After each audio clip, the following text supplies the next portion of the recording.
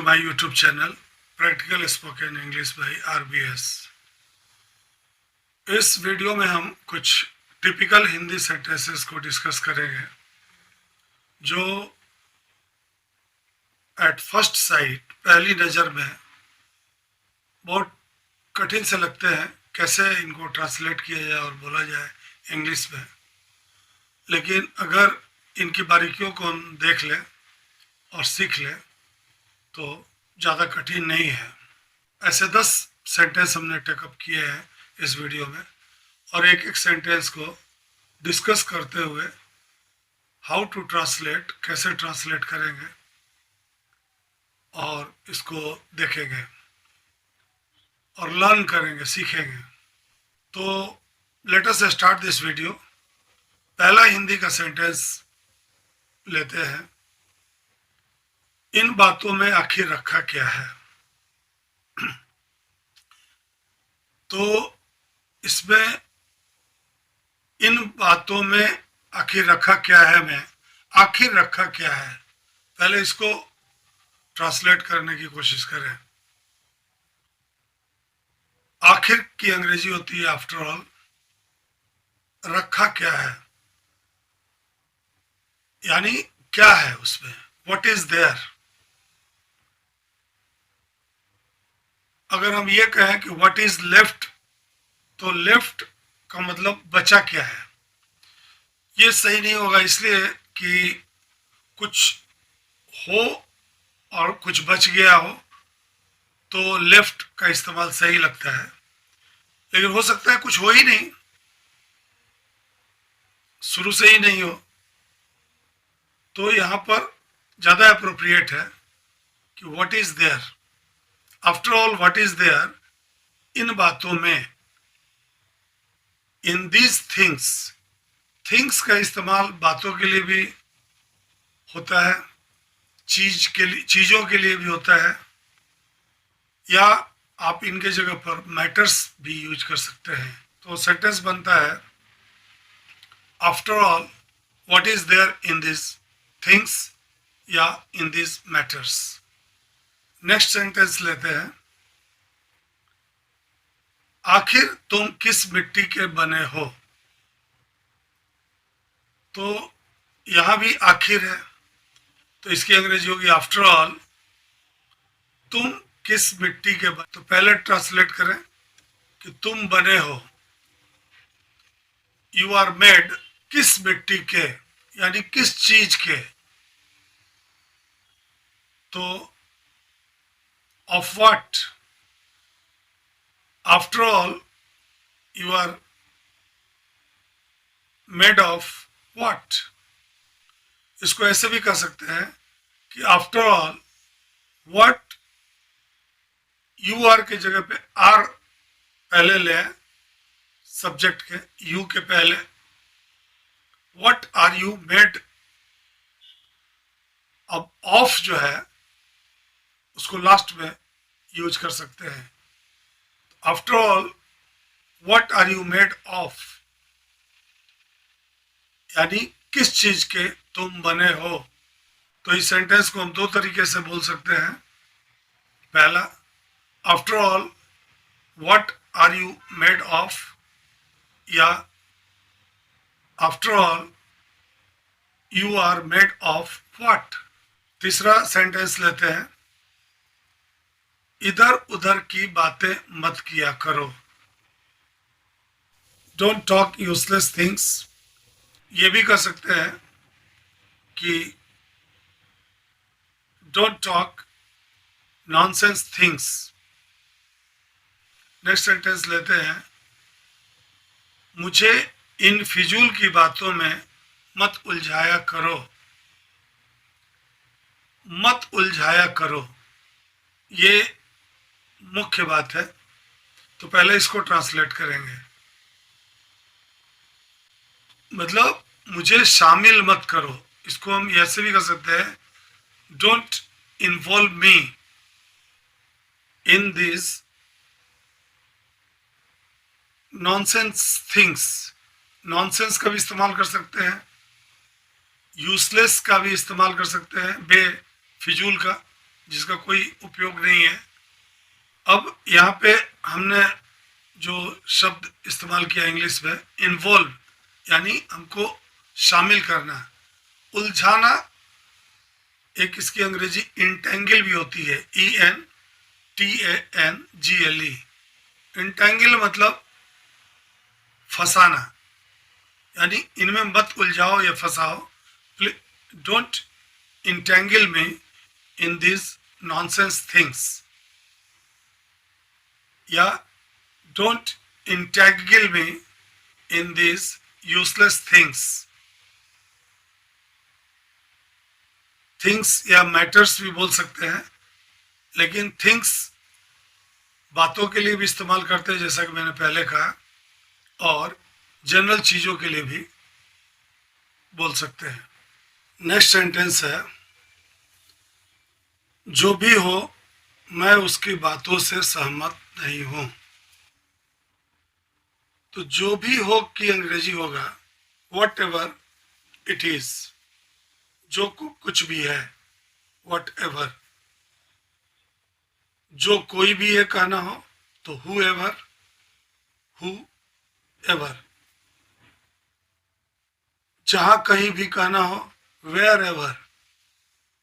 तो यहाँ पे जो कुछ भी हो, वॉट एवर इट इज, जो कुछ भी ये है, मैं उसकी बातों से सहमत नहीं हूं। तो मैं सहमत नहीं हूं, I am not agreed with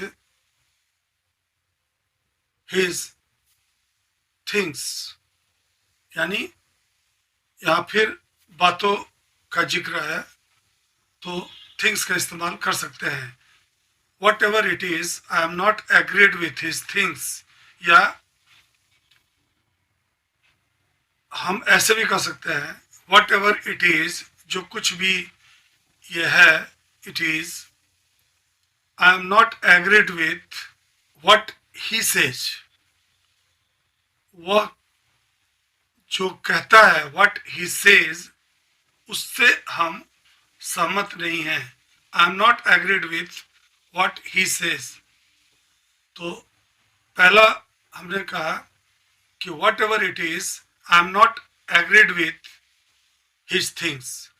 दूसरा इसको ऐसे कर सकते हैं कि what ever it is, I am not agreed with what he says.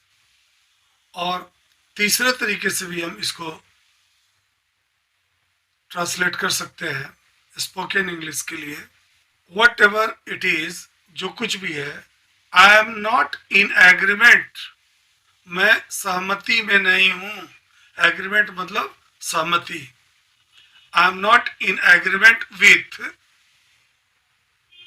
His things, उसकी बातों के साथ सहमति में नहीं हूं। What ever it is, I am not in agreement with his things. हम पहले भी ये दूसरे वीडियो में बता चुके हैं कि स्पोकन इंग्लिश के लिए भाव को सही तरीके से कम्युनिकेट करना ही इम्पोर्टेंट चीज है। वर्ड बाय वर्ड ट्रांसलेशन करने की जरूरत नहीं है। तो इसलिए तीनों में से कोई भी सेंटेंस हम बोल सकते हैं ये बोलने के लिए कि जो भी हो मैं उसकी बातों से सहमत नहीं हूं। नेक्स्ट सेंटेंस लेते हैं, कौन जानता है कैसे कैसे लोग हैं इस दुनिया में, या कौन जानता है कैसे कैसे लोग होते हैं इस दुनिया में। दोनों एक ही बात है। तो कौन जानता है, इसकी सही अंग्रेजी who knows. How many types of people are there, कितने प्रकार के लोग हैं। How many types of people are there, कितने प्रकार के लोग हैं। कहा, इन दिस वर्ल्ड, इस दुनिया में। Who knows how many types of people are there in this world. दूसरे तरीके से हम कह सकते हैं, who knows what kind of people, किस प्रकार के लोग are there in this world. Who knows what kind of people are there in this world. तो दोनों तरीके से इस सेंटेंस को ट्रांसलेट कर सकते हैं. नेक्स्ट सेंटेंस लेते हैं. जब देखो तुम एक ही राग अलापते रहते हो. जब देखो, इसकी अंग्रेजी क्या होगी? जब कभी भी देखो. वेन एवर आई सी या वी सी, हम देखते हैं. जब कभी भी, वेन एवर. तुम एक ही राग अलापते रहते हो. तुम अलापते रहते हो. अलापना मतलब गाना. I see you, you keep singing the same tune. या वी सी यू, हम लोग तुम्हें देखते हैं कि you keep singing the same tune. तो दोनों तरीके से कर सकते हैं. I see you, you keep singing the same tune. या we see you, you keep singing the same tune. तुम एक ही राग अलापते रहते हो. तो इसमें हम देख रहे हैं कि देखने में हिंदी के सेंटेंस कुछ टिपिकल लगते हैं, कैसे बोले. लेकिन अगर थोड़ी बारीकियों को समझ लें तो ये सारे ट्रांसलेशन काफ़ी आसान है. और इस तरह के और भी आप सेंटेंस बना सकते हैं. तो नेक्स्ट सेंटेंस लेते हैं. कुछ भी करके तुम मेरा फैसला नहीं बदल सकते हो. तो इसमें इंपॉर्टेंट क्लॉज क्या है? तुम मेरा फैसला नहीं बदल सकते हो. You can't change my decision. कुछ भी करके, no matter how much you try. यानी नो मैटर, कुछ भी करके, हाउ मच यू ट्राई, जितनी भी तुम कोशिश करो, मेरा डिसीजन नहीं बदल सकते हो. कुछ भी करके तुम मेरा फैसला नहीं बदल सकते हो. तो इसको हम कहेंगे you can't change my decision no matter how much you try. या हाउ हार्ड यू ट्राई, चाहे तुम जितनी भी कोशिश, मेहनत कर लो, हार्ड, जोर लगा लो, you can't change my decision. Next sentence. अगर सुबह का भूला शाम को घर वापस आ जाए तो उसे भूला नहीं कहते हैं. तो अगर सुबह का भूला, if someone who lost his way in the morning, जो अपना रास्ता भूल गया, in the morning, comes back home, वापस घर आता है, in the evening, he is not called a lost one. और अब लास्ट सेंटेंस लेते हैं. 10th. कुछ कर गुजरने की तमन्ना उसके दिल में है. कुछ कर गुजरने की तमन्ना. तमन्ना का मतलब चाहत. The desire to do something, कुछ करने की चाहत. The desire to do something is in his heart. Is the desire to do something, कुछ करने की चाहत, इज कहाँ है? In his heart. कितना सिंपल है. सुनने में कुछ टिपिकल लग रहा था कि कुछ कर गुजरने की तमन्ना. गुजरने का क्या होगा, तमन्ना का क्या होगा? नहीं, सिंपल मतलब है कुछ करने की चाहत उसके दिल में है. The desire to do something is in his heart, उसके दिल में है. दूसरे तरीके से इसको ऐसे बोल सकते हैं. There is a desire to do something in his heart. There is there is a desire, यानी एक चाहत है।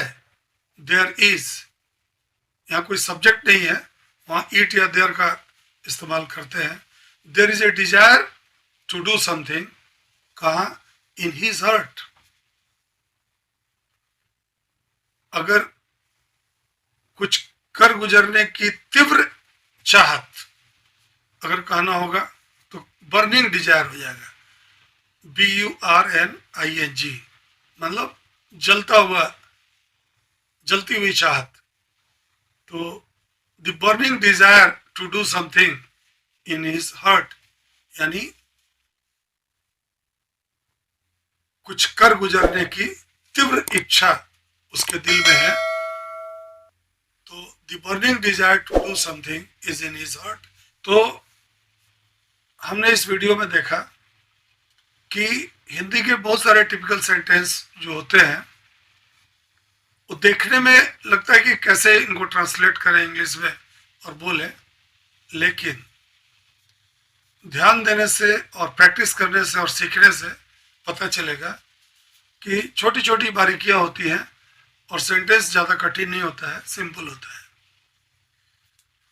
उम्मीद है कि आपको वीडियो अच्छा लगा होगा। तो अगर अच्छा लगा तो लाइक कर दीजिए, और अभी तक आपने मेरे चैनल को सब्सक्राइब नहीं किया है तो सब्सक्राइब करके बेल बटन प्रेस कर दें और ऑल क्लिक कर दें।